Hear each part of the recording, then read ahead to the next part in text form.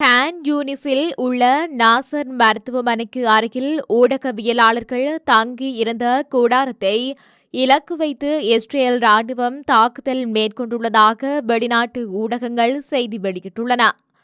கமாஸ் அமைப்பினர் நடத்திய தாக்குதலுக்கு பதிலடியாகவே இஸ்ரேலினால் திங்கட்கிழமை காலை இந்த தாக்குதல் மேற்கொள்ளப்பட்டுள்ளது.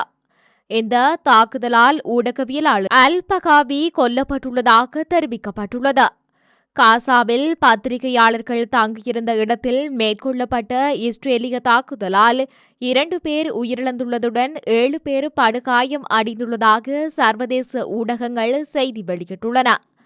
மேலும் கமாஸின் ஆயுத பிரிவான கஸ்ஸாம் பிரிகேட்ஸ் இஸ்ரேல் மீது 10 ராக்கெட்டுகளை ஏவியுள்ளதுடன் இஸ்ரேல் ராணுவம் இதற்கான தக்க பதிலடி வழங்கப்படும் என்றும் சூளுரைத்துள்ளது.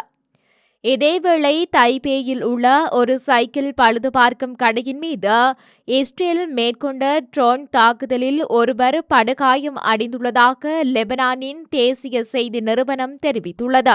லெபனான் தலைநகர் பெய்ரூட்டில் இஸ்ரேலிய ராணுவம் 2 முறை குண்டு வீசி தாக்கிய சில நாட்களுக்கு பிறகு இந்த வான்வெளி தாக்குதல் மேற்கொள்ளப்பட்டுள்ளது.